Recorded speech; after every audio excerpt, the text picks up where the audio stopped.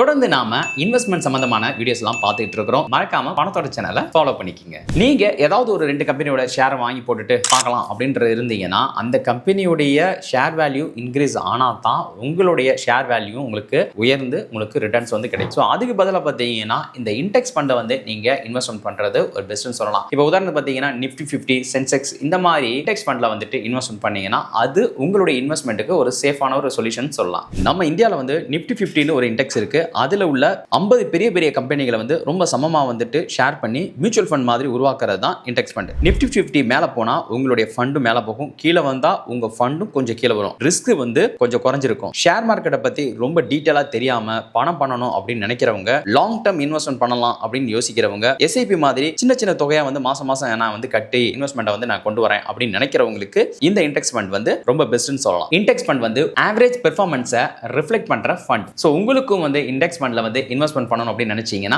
ஸ்கிரீன்ல தெரிய நம்பருக்கு கால் பண்ணுங்க. எங்க டீம் உங்களை காண்டாக்ட் பண்ணி உங்களுக்கு தேவையான இண்டெக்ஸ் ஃபண்டை பத்தி அவங்க டீடைல் சொல்லுவாங்க.